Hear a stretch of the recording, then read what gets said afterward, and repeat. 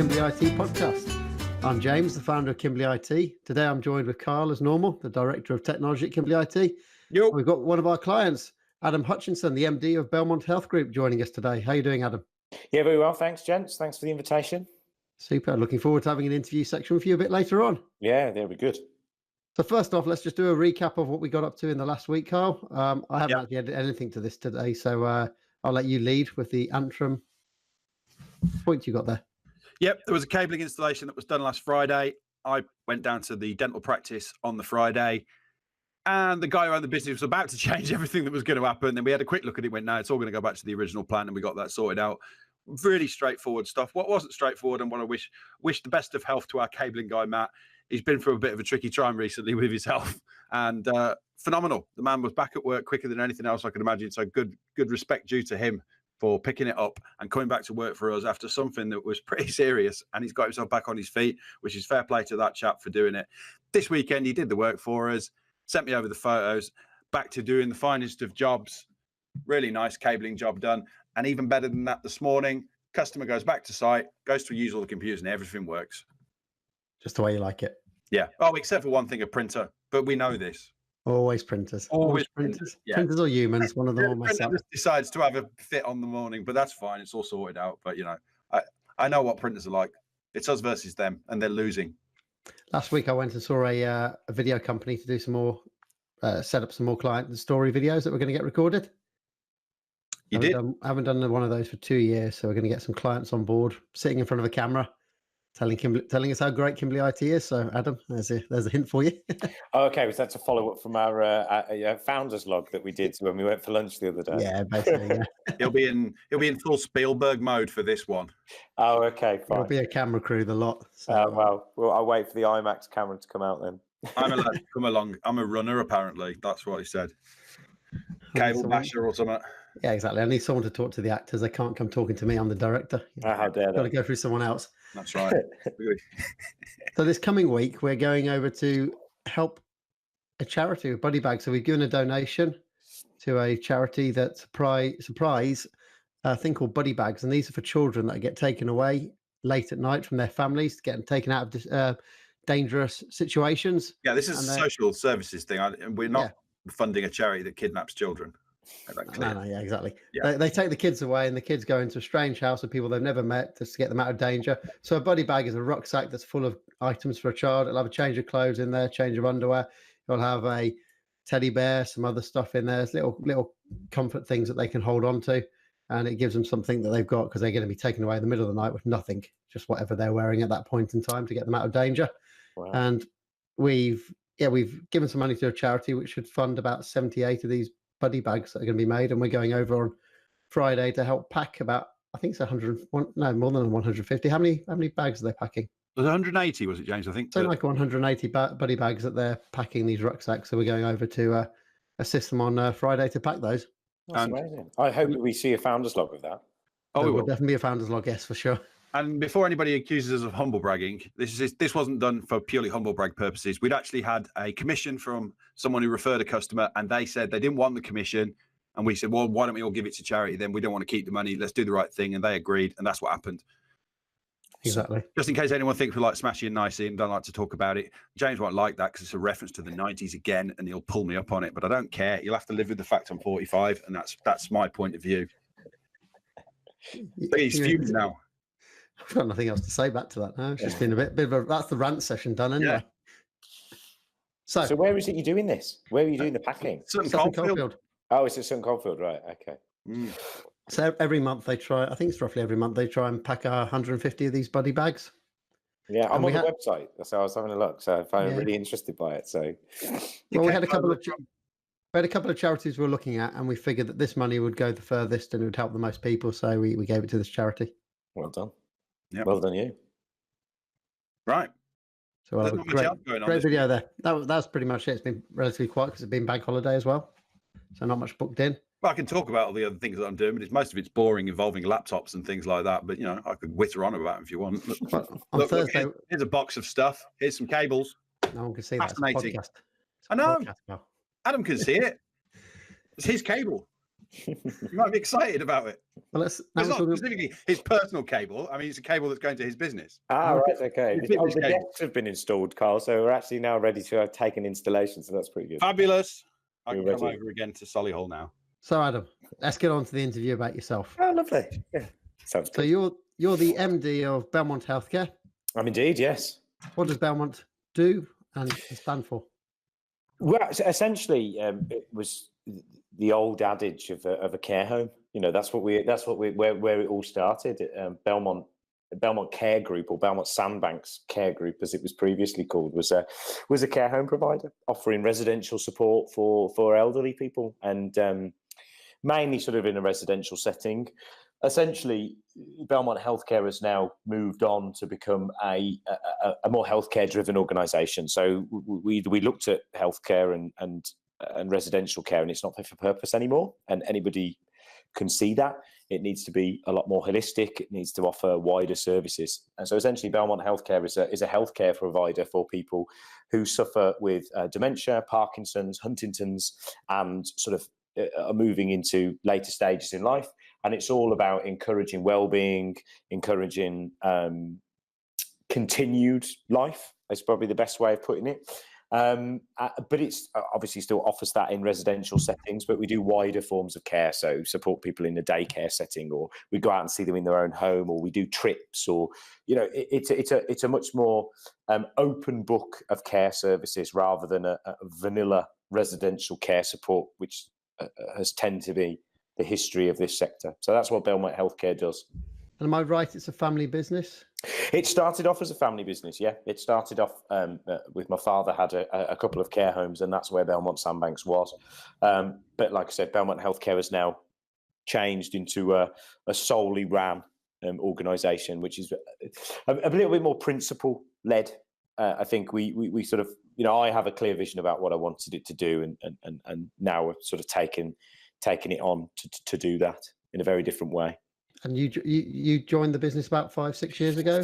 Yeah, so I was supporting the business since 2011, and then I took over full-time as managing director in 2014, and then in 2018 I took over as principal shareholder of the business. Like I said, because we have a clear vision of what we want healthcare to look like in the future. And, you know, I decided to do that journey. We had to go on quite an excessive growth. So we doubled the size of the company in the last year. Yep. And that's just probably going to continue in a similar vein over the next few years. So what's your plans for the future? Are you looking for external investment to grow the business? Or? Yeah. So the plan is to create what we call community hubs. So a care home is we call them lodges. Which I think Kyle was quite liked when he got involved, when we got involved in Kimbley IT. Following, by the way, a funny story of how we got involved in Kimbley IT, but I'll talk about that in a moment.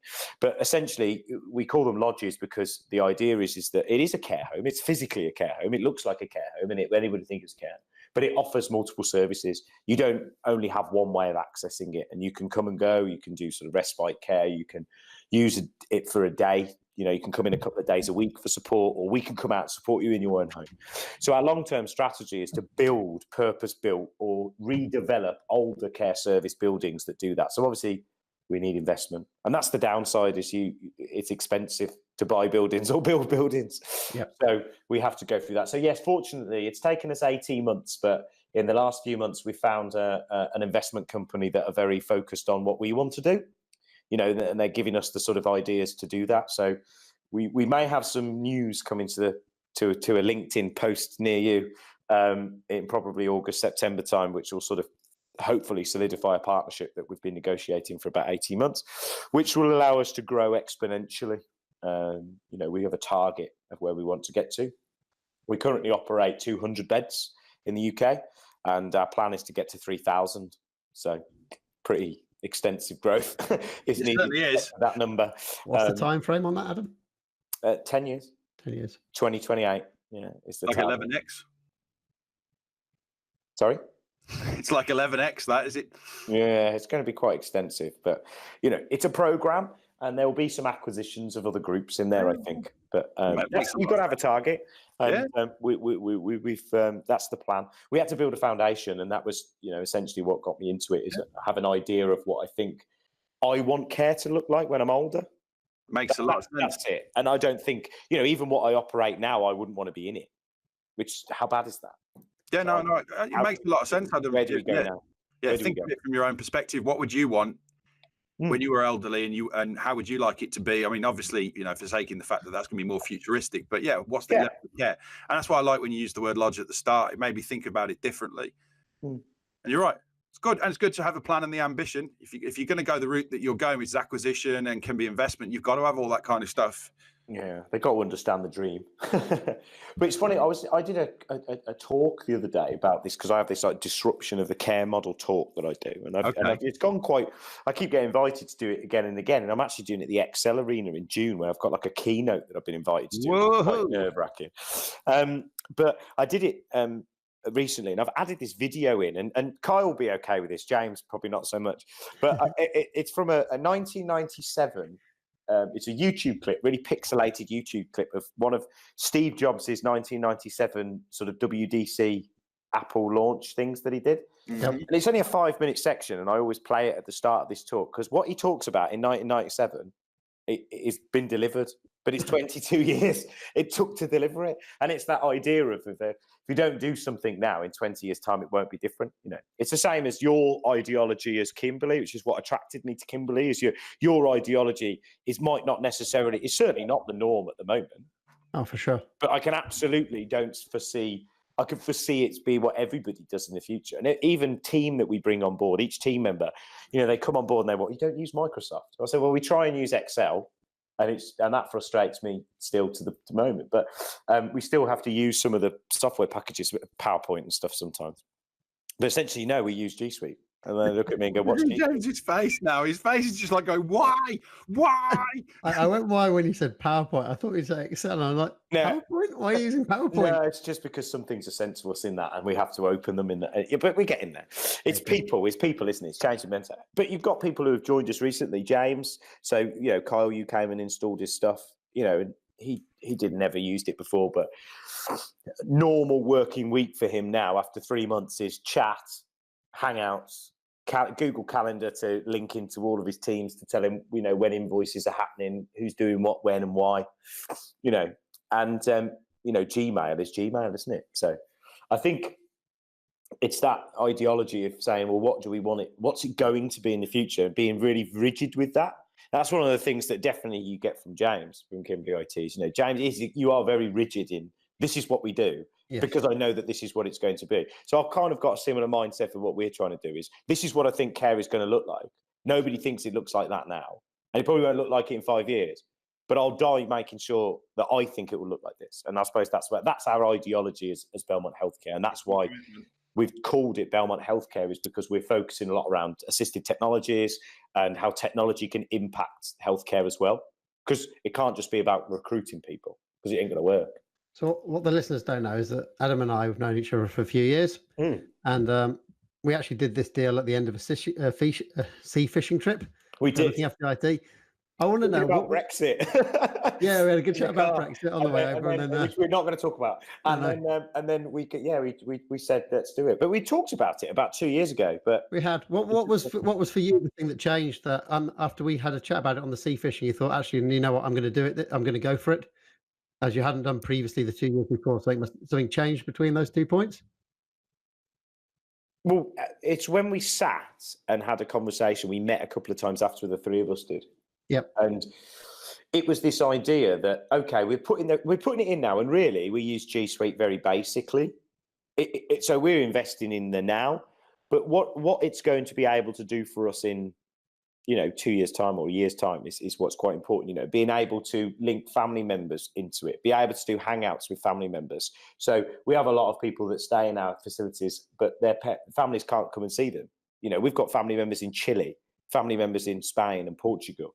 Well, how can we create a way in which that they can have conversations still? So little things like that, and being able to link it in and not have to go to a different system like Skype or, and get people to, how do I use this? Because we've got to remember we've got not a technology-based organization. Yep. So we've got 200 staff, but probably only 10% of those people actually have licenses for G Suite because they don't all use the IT in that way. So they don't have an exposure to it. So how can we give them something that then give them an iPad or give them a Samsung or an Android tablet, and they could just click a Hangout and just link somebody into it from a calendar invite? Whereas asking them to log into Skype and who's got a user and search for them, it's just problematic. You've got to make it really simple. So I think that was quite important. And just, things like shared documents, just being like today, we're working on a strategy between me and two of our managers, and we were on 3 in different locations. And today we worked on the same Google document together and spoke on chat and never picked up the phone. Yes, fantastic. And that's with 2 people who didn't even know what G Suite was in October last year. Oh, James, there'll be people over my age, 45, going apoplectic now about that, not talking to each other. God, why can't they just pick up the phone? How dare they? How awful. We did pick up the phone afterwards. The young people of today, we did pick up the phone afterwards and talk. No. I'm a big advocate because you probably know I'm actually not a big social media type person. I don't really post about what I'm doing. I don't talk to people through that. If people want to find out what I'm doing, I prefer them to pick up the phone and talk to me. So I'm still very much of that adage. I just think you have to look at efficiency in the workplace. And that was much more efficient for the 3 of us to do that than have a call and then them speak to each other Chinese whispers, where we physically could see the document together and have that conversation over chat was so much more user-friendly, I think. And that's why we moved to it. That's where the decisions came. It was sitting with you two and you understanding what my business was trying to achieve, knowing that maybe it probably wasn't going to get there straight away, but we could make it work over time. Are you using video calls often inside the organisation? Not as often as I would like, but again, I think that's a user thing. It's getting people, like I'm stupidly comfortable with G Suite, so I can't imagine doing anything else. But I wouldn't say that all my team are that. I suppose I've got to engage with them better in that. It takes somebody to do that, and I think we need to probably do some work on that. So for you personally, moving to Kimbley IT and G Suite, how has that help you look after your staff and also customers? So what's made it easier for you in your life? What's the biggest change for you by using Kimbley IT and G Suite? Kimbley IT is that I've got somebody to look after our issues. But I mean, because you were doing that before, weren't you? It was kind of internal, but again, it's still. So I think there's a message to be had there, but I think it's just knowing that there's somebody there. I think helps in general. G Suite wise, I think it's just so much. Everything's in one place. It's so much simpler. I probably you've had so many people say the same thing, but not having multiple things that I have to open on a desktop. Not having to install software, just all through your browser. Well, I just use my phone all the time. I've never used my phone as much because trying to use Outlook on a device is absolutely woeful. And then having something link into your iCal. Can we clip that? Can we clip that? That needs to go on the back of the book. It is wonderful. My mobile phone is absolutely woeful. That's a belter. I want that one. It is. So I've seen people with the Outlook app, and I'm just like, wow, it's so turgid. So yeah, I just think it's just when everything's all just in that one place, I could just go right, bang, apps open, and it works really well with Apple. So you know me, I am an Apple fan. It works really well. So I think that's the main reason. It just makes us more flexible. But the problem is that we haven't got everybody into it. That's the next step of this, I think, is how do we engage everybody to love it how maybe a few of us do. So I think there's a message around that about how we can, as an organisation, do that. So Adam, based on all that, this is going a bit off topic now.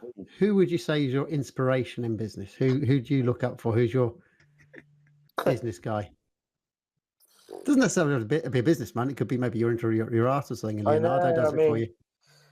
It's a strange one because I wouldn't say I have a specific inspiration, but when I came into this industry, because before I was in telecoms, so I used to, and essentially I was a salesman, which is why I don't shut up.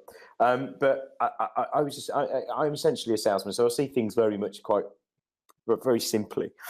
my inspiration for why I do this is the people that we employ, because I think they do amazing things and are not necessarily recognised for it. So I feel that I have a responsibility that if I am now get myself into a position where I've got an opinion, or I have a business that's strong enough to have an opinion, that I should use that as a conduit to influence the inspirational people that work in care, because you've got people that work for not necessarily high wages, but work really, really hard. And if we didn't have them, people wouldn't be looked after. And that's not just elderly, that's across the board. And I think that's what I really see as an inspiration now. And that's my driving force, which is why I've set up a charity that focuses on a benevolent fund for underpaid care workers, and try and put that energy back in and really focus on retention. And even though people are on hourly rates, how can we keep them in our business? So that's my right now inspiration. And my inspiration for doing what I do now, it's quite a strange one. It's actually a totally negative inspiration. A guy I used to work for, I hated working for him. Okay. I really hated working for him. Yep. And he made me stop wanting to work for somebody else. So that's kind of an inspiration, because I said, I don't want to do any of that. And that's what got me started reading different books. It's like Brian Tracy, Robert Kaczynski, Steve Jobs, people like that. And I don't want to say that, those people are my inspiration, because I don't necessarily think they are, because it's kind of too grandiose. But just, it made me then go, you don't have to just work for somebody. You can do something different. I work for him. I work for him. That bloke that I work for him. I work for him. Yeah. 19 years I did for him. I nicknamed him the Viking. I can feel it. I can feel that. There's just a real, I can't swear, but it's just a real nasty piece of work. Just a real nasty piece of work who just made it really uncomfortable for people to come here, and led by fear. Oh, yeah. And I just thought, this is just, I don't want to do this. And so that was kind of an inspiration for me to go, right, I'm going to self-educate. And then, so that brought me on to loads of inspirational leaders, which then made me really interested. I find Simon Sinek really inspiring. Kyle hates Simon Sinek. Go on, Kyle. Tell Adam why you can't stand Simon Sinek and you think he's a fraud. It's true. I don't like Simon Sinek. I think he's a fraud. You know that he's not American. He is from somewhere near Wolverhampton in the UK. He's originally near Wolverhampton. Well, let's put it this way: the man's a master marketeer. He's a master marketeer, writer, well, and I like some of the stuff he says. He has this famous thing of start with your why. But when you look at his start with your why and the examples of the companies he gives, he's retrofitted it. He said it after the event, so he's retrofitted. There's no way in the world Steve Jobs started Apple with his why about changing the world. That's a load of rubbish. Jobs started it to make some cash money. We know that because he ripped off his Wozniak for shitloads of money at the start of it. I'm starting on a rant there, but I'm not saying that because I want to have a pop at what you said, Adam. That's why I said. What didn't you say? Yeah.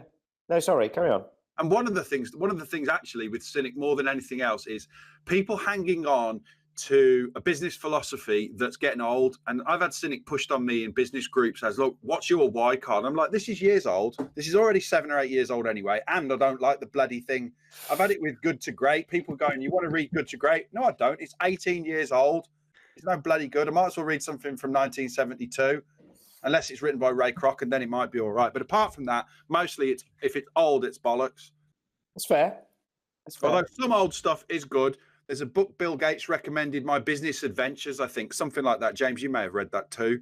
I haven't read that one. It's a very good book, actually, about the history of failed things like the Edsel car and stuff like that. And it's good fun. Oh, yeah, I have actually. You know the one I'm on about. To that one, yes. Adventures in Business or something like that, yeah. And that's old but good. But anyway, going back to Simon, do you want to carry on? It's really interesting. I didn't say, I find that some of the things that he engages with are quite inspirational. In my opinion, I don't necessarily say he is an inspiration, but I think there is elements of the way in which he's focused on trying to get a societal change. I think is quite interesting. That's just my opinion. And on that point, I think there is an element of where people, when they get themselves to a position where they can influence, they should use it wisely. That's quite, I think, quite powerful thing. This is how do you use it, whether they got there or how they got there. As long as they get there, and once they're there, they kind of, almost send the elevator back down and actually try and make a difference. And I think that can really help. Well, this is going to nicely link into one of the recommendations that are coming up a bit later in the in the podcast. Yeah, it will. So before we finish off with the interview, Adam, technology-wise, what do you think the biggest technical change is going to be in the nursing home lodge business over the next 10 years? It will be how we utilise technology to not to replace, but to enhance the human interaction experience. So it's how can we make software more efficient so people can actually do things quicker, so it's not all on paper, number one. Number two, how can assistive technologies remove the need for so many people? And that's not because we don't want to recruit as many. It's because if you look at the trajectory of our industry, between now and 2030, we're going to need 650,000 more care workers in this industry to support. And there just simply isn't those people. No. So we need to look at things like acoustic monitoring. So rather than having to do walk round checks, monitoring, non-intrusive acoustic monitoring in people's rooms is going to be really important. And ones that travel rather than being fixed. You want Wi-Fi enabled acoustic, so you can move them from somebody's house into a nursing environment, then go back again and into hospital, so you can carry the data. Isn't there there's a sensor, a very sensitive air pressure monitor, isn't there, that can detect breathing in a room? That's it. That's the acoustic monitoring. That's exactly it. So at the moment, that's only delivered via cabled. But one guy, one lad who I'm doing some work with, young aerospace engineer, has developed a Wi-Fi version, which means you could just literally plug it in at somebody's house, remove it, plug it in, and the app gives you all the information. So again, things like that. That's where I think the biggest influence is going to be, is how can we utilise profitability as an organisation to impact on technological advances. So that is making, technology-enabled care. That's one of the big things that we're going to be doing a lot of our, we're going to be highlighting a huge chunk of profit to R&D and try and be a market leader in that, which is, again, why we rebranded to a healthcare business, because we're not just going to deliver the care, we're also going to try and be an enabler of it. Talking about 10 to 30 years in the future, do you think there's a possibility that people going into care would reduce, actually, with more lab-grown body replacement parts, technology getting implanted, so there's less reason for you to need to end up in a home because we can replace parts, sensors and things that you've lost? I definitely think so. I definitely believe that there needs to be a movement in that direction. I also think that we will enable it because most of the time people go into a residential setting because it becomes at the end of the road, a reactive intervention.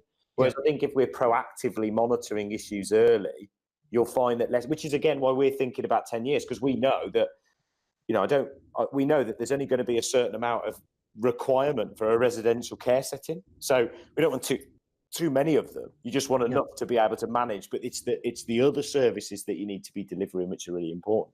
So that is vital to what we need to do as part of our policy, I suppose, as a business. So I think that will happen. Fantastic answer. Look forward to seeing how the technology helps people. That's it. Going forward, health-wise, I find technology used in health the most inspirational, especially ones when it brings back people's hearing or removes their blindness, things like that. As I've spoken to Carl many times ago, I think blindness will be a thing of the past in 10 years' time. Yeah. With technology. Carl, you got any questions you want to ask Adam before we wrap up and move on to the news section? Well, I was just thinking about that one. It was interesting that you were basically saying the whole business model and direction that you're going is going to disappear there, Adam. That was handy from James there to suggest that we're all going to be cybernetic robots. Yeah. However, if this obesity problem continues, maybe you could just swap out and put fat people in there and they could sit in there, something like that. That's very, very un-PC, Kyle. It is. But you know what it does? It tells me if you're listening, if anyone's listening right now, you can have a pop at me. We'll see if anyone's listening now. Well, genetics and technology can reduce that problem as well. I think you see that there's a movement in people's. Again, it's this people there is a step change in how nutrition and awareness of that is coming to the forefront. So again, that just actually only adds to the people. There's going to be so much more people living longer. Yep. I think we're seeing that attrition at the moment. It's huge. I've got nothing of value to add other than humour, and I should stop now. No, you've had a lot of value. It's actually a good balance. I like it. I think it's very polite. So moving on to the news. Yes. Adam, if you've got any news, just jump in. We'll go through ours. And if you what you think of the news? Healthware that you want to talk about, tell us. I think Adam might have some view on this first one, actually. Yeah, well, this is we spoke about this a couple of weeks ago, but it's actually a product that's now being launched. So a number of banks have signed up to refund victims of scam. It's a voluntary code, but quite a few banks have signed up to it. And if you've lost money to a fraudster by doing a transaction and they've taken your money, many banks are now going to give it back. So you've got Barclays, HSBC, Lloyds, Metro Bank, Nationwide, RBS, Santander, and Starling Bank.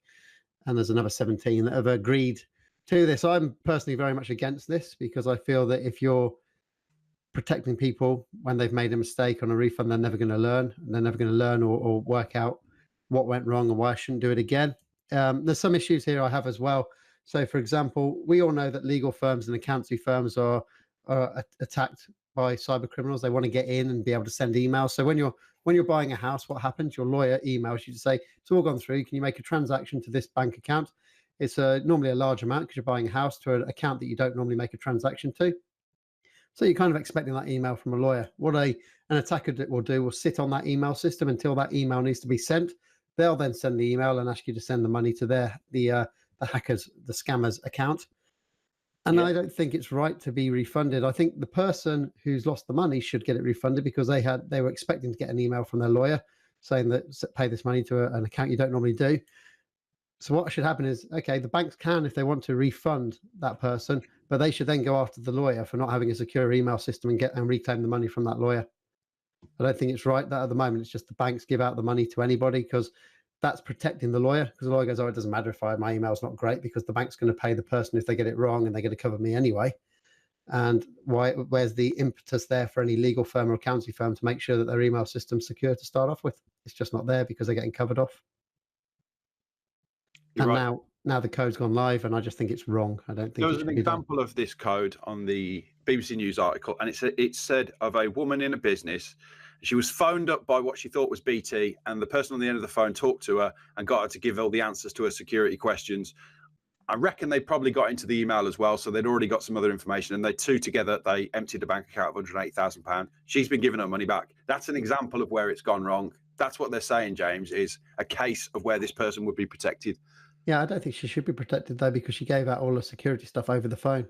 No, I'm not disagreeing with you. That's the example that they've given, and it's an example where someone's been a bit thick.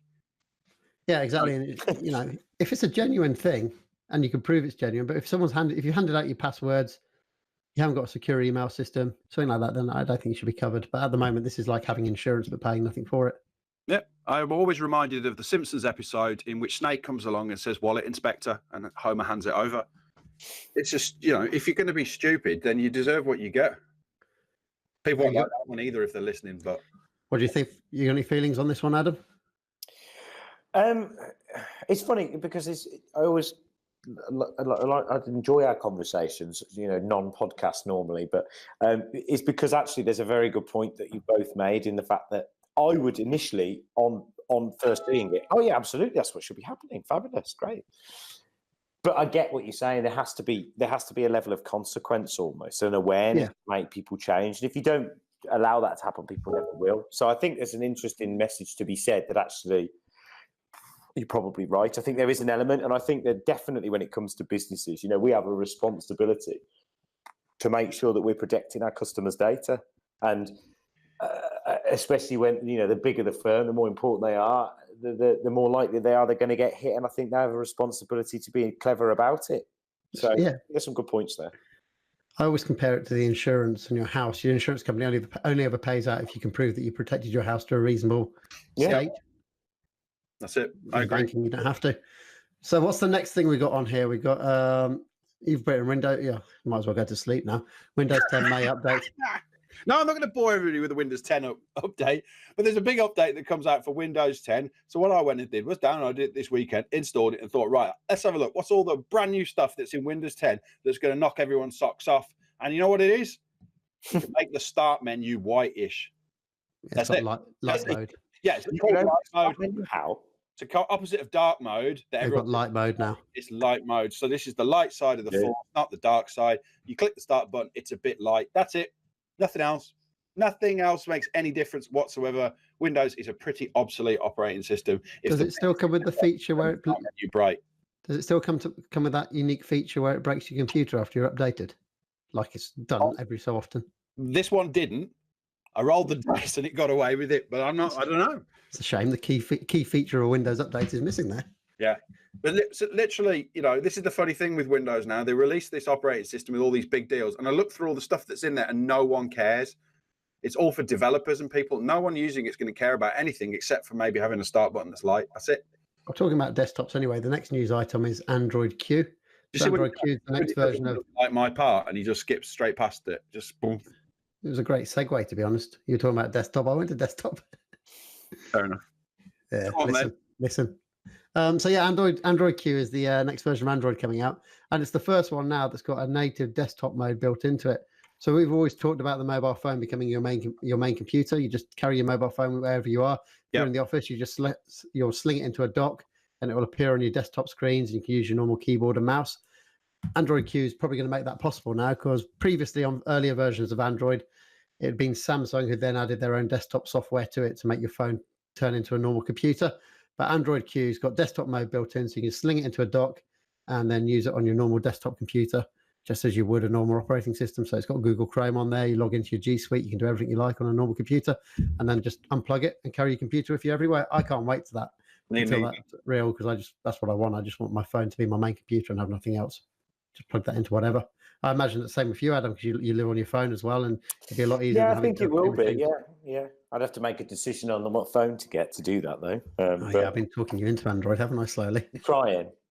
So I we've succeeded, yeah. We always do a deal at the end of our sea fishing trip, so we've got one in 4 weeks' time. So you'll probably be on Android after that. No, we'll see. Well, I don't know. You might have to battle me for another year or so on that, I think. You think about the massive, disruption, Adam, and things, the impact that this will have when you, running your business as the MD, can go, you know what? I don't have to think about desktops and laptops now for all of the people in my company, as long as they've got I might do that for everybody else. I don't know whether I'll do it for myself. There's a massive impact in our industry of people who work in IT services and support. Huge, because it'll start to see the desktops already dying, the laptop will start to die, everything will run off people's personal mobile phones. It's a massive disruptor when that takes off. And it'll have a big impact to see what Apple does. The nice thing is you're protected against ransomware nicely as well. Therefore, you can now. I'm doing a segue to your. No one's picked up my segue. So anyway, we'll go on to the Belmont, onto the Baltimore. I need to say Belmont then. The Baltimore ransomware blame game. Baltimore. That's what I said. Yes. Well, ransomware. That's that kind of virus thing that encrypts all your files, and then you have to pay the criminals in Bitcoin and all that kind of business. Well, the city of Baltimore in the United States has been pretty much wiped out government-wise by ransomware over the last 2 weeks. It's having no end of grief. And now the city of Baltimore, who've had this ransomware, which was an Eternal Blue, it was called, which has been knocking around for years and years, has started to blame the NSA for it, because it says the NSA knew about Eternal Blue, but then kept it quiet to themselves so they could basically use it and exploit it probably internationally. And it's now blaming them, which is typical of city politics. Someone's looking for a scapegoat and a blame. And last week, Baltimore was so taken out in their government that they told all their employees to set up private Gmail accounts. And there were so many Gmail accounts started from one part of the internet at one time that Google shut it down for a bit. They thought it was a spam. They thought it was like, someone setting up a load of accounts, and it was a sort of hack type thing. And Google had to shut it down and stop them from doing it. Jesus. Which amazes me, that here you've got a citywide government that's wiped out at the moment and can't be delivering any of its services, which is probably delivering pretty poorly anyway, if Baltimore's got anything to go with what The Wire predicted it was like 10 years ago. And it's shocking to see that this kind of stuff still affects organizations getting wiped out by ransomware, because they're running old Windows systems and they're running old traditional IT that is so vulnerable to this kind of stuff. So now we can get onto your rant, which should be probably your third one on the podcast now. Yeah, I was going to say, I thought the rant's already gone, hasn't it? There we go. I don't know what cinema websites are, so that's why I haven't released what it's about. I'm going to keep an eye on the time. Right, I want to take my girls to see Secret Life of Pets 2 on Saturday. It's yesterday. I get my phone out and want to have a look what's going on at the Cineworld or Odeon. Their websites are atrocious. They're not designed for mobile phones. It is actually a cinema website. I thought maybe it was some technical term for a kind of SEO tactic or something. No. The websites are atrocious. They're not designed for mobile phone. They don't scale to mobile phones. You have to zoom in and out. But they do have an app. So I thought, right, okay, I'll get the app. The website doesn't prompt me that I'm on a mobile to get the app. I had to get the app. I get the app. And then they tell you the listings for 3 days only ahead of time. Why can't they tell me what's on at the bloody cinema on Saturday and what time? It's not like I'm asking for next year. What's wrong with them? Then I asked them on Twitter, and eventually Cineworld replied and told me, well, we release the listings for Saturday tomorrow. Oh, that's good. Useless idiots at cinemas. They're just so far in the past. Get your finger out and give me when the screen. You know when you're going to be screening it on Saturday. So is their desktop websites the which cinema are you going to, Kyle? Cineworld Telford. Cineworld Telford. You're a cinema going, Adam? Watch a film in the company of other people, but that's no. He's, yeah, I was just checking. He's absolutely right. Is it still not there? No. Rubbish. How rubbish is that? They can't tell me what's on Saturday. But I bet if you went to a Blockbuster, you could. I bet if you went to, oh no, it's only till Thursday. That's really odd. I wonder why it does that. I'm sure that I booked further in advance than that before on the app.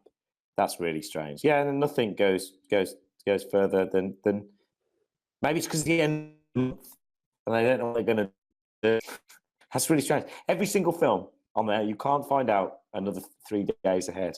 I can't believe that they don't know at all what time they're going to show any film on Saturday. They've no idea. They haven't decided yet. I bet they do. They just haven't done it. Yeah, I don't know what that's all about. That's fair. Absolutely fair comment, Kyle. How can you prep your weekend if you don't even know what's on the cinema? I agree. I'm with you. There you go, James. I think that's a valid rant for once. It's a very valid rant. I would be as frustrated. It just seems stupid. It does. James is silent. James don't like cinemas. That's why he's silent. Cinema, so I never had this problem. You've never been to the cinema? I wait for it to be on Netflix. I've been to the cinema. I've been to the cinema for at least 10 years now. Wow. He doesn't like. Says, why would I want to watch a film in the company of other noisy, smelly people eating crisps? Popcorn, possibly. Yeah. Okay. I prefer to wait for it and watch it at home in my own time when I want to watch it. Fair enough. There you go. That's it. That's it. No more to be said about that. So we're on the recommendations now for this week. Okay.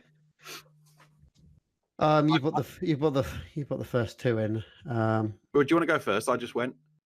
I can do. So mine's actually one called Expenses, a podcast that I've been listening to. Oh, right. Okay. By the Daily Telegraph, and it's about it's 10 years ago to this month when the MP expenses scandal took place. Oh, okay. And this is just the. That's on Netflix. No, it's a podcast by the Telegraph called Expenses.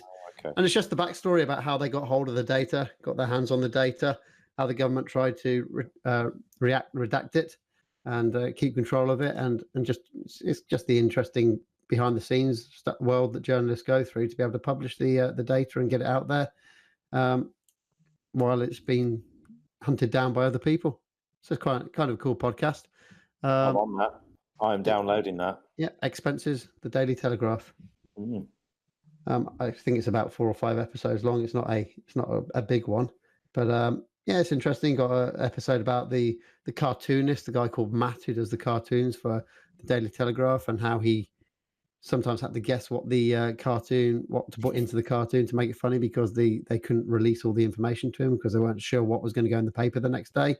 And essentially, for the whole of the summer, the Daily Telegraph led the news rather than following the news, and that whatever it reported on the expenses, because it exclusively had all the data, every other news outlet, BBC, all that kind of stuff, would then report what the Daily Telegraph reported, so they controlled the news for that summer of expenses.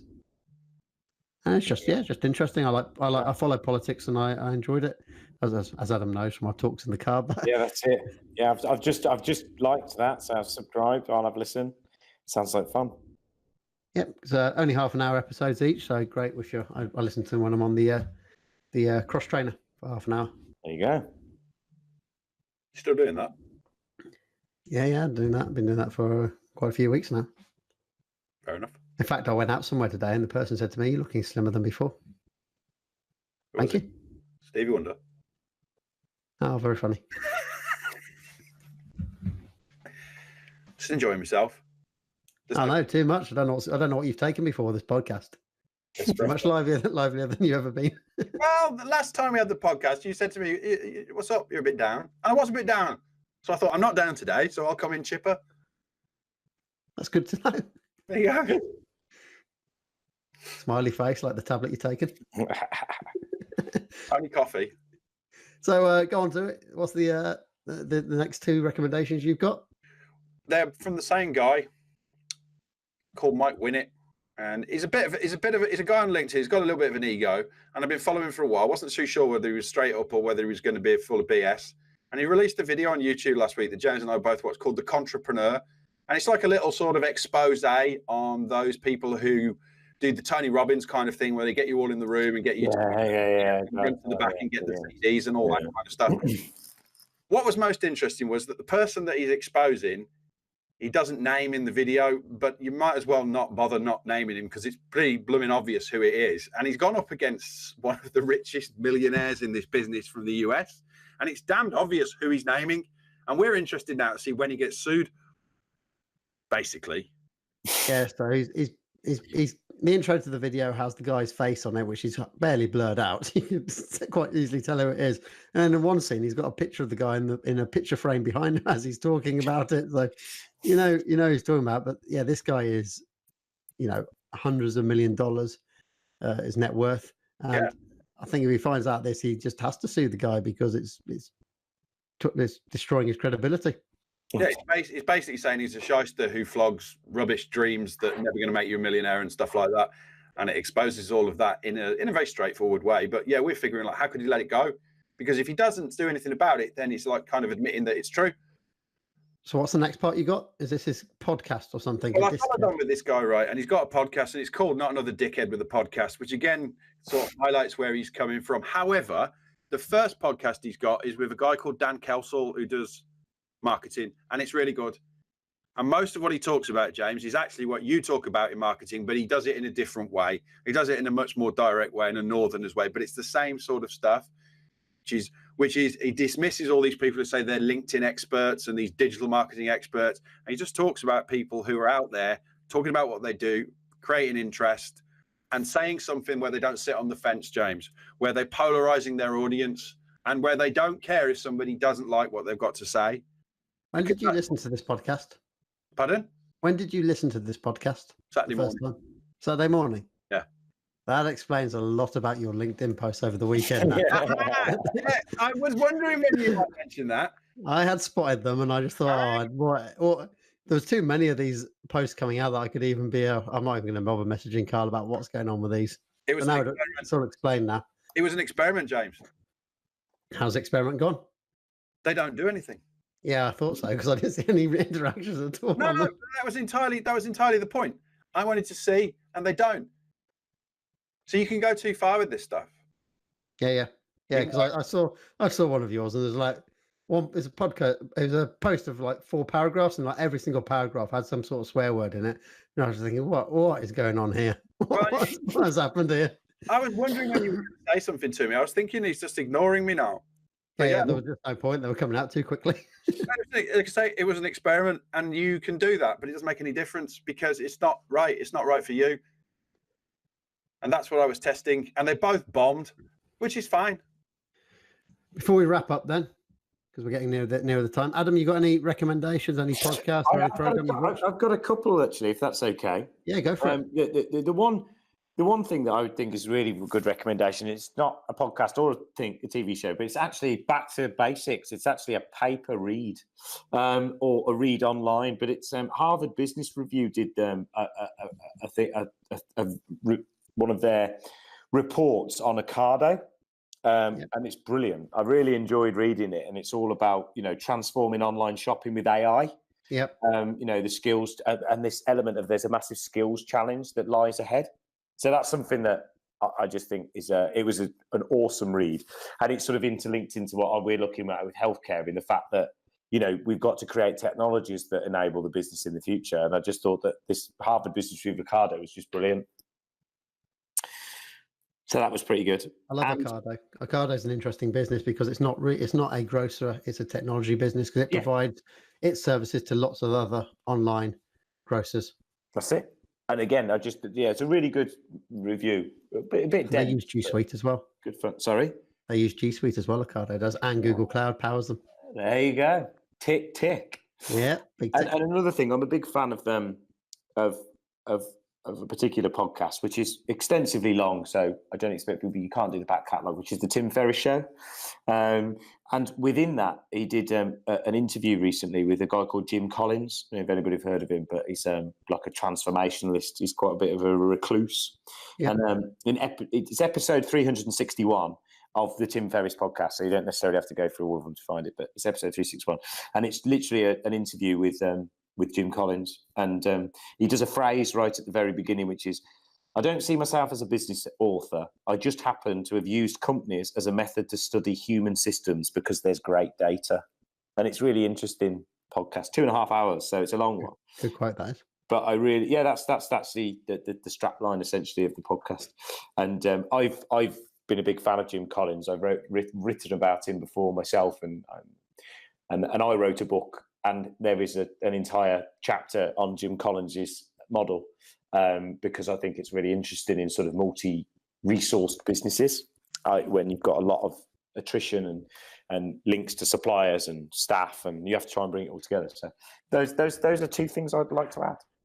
Super, and we can't end our recommendations without actually mentioning your book, Risk versus Reward, isn't it, on Amazon? Yeah, that's cool. Yeah, that's it. It's called Risk versus Reward, the employer conundrum. Yeah, it's on Amazon. It's been there for a few years now. No, 18 months or so now. But yeah, thank you for. I tried to just squeeze it in with a little plug there, but yeah, it is on Amazon. So Risk versus Reward. Is it ebook, paperback, or it's ebook, paperback, it's Kindle. Is what you can get it as. There's no recorded version of it as such yet. There's been no desire for that. Get you on Audible. Yeah, that's it. Maybe one day. Maybe one day. Well, super. I think that rounds up the podcast. Unless you got anything you want to add, Kyle? No, it's good. No, that's it. Thanks. Super. Well, thanks for joining us, Adam. And that's Adam. Absolute pleasure. Hutchinson, of the MD of the Belmont Healthcare Group. Cheers. See you, Jen. Thanks, everybody, and don't forget to subscribe and like this podcast and become the number 14 listener or subscriber of this podcast. We're on 13 at the moment. Thank you, everybody. Bye-bye. Bye.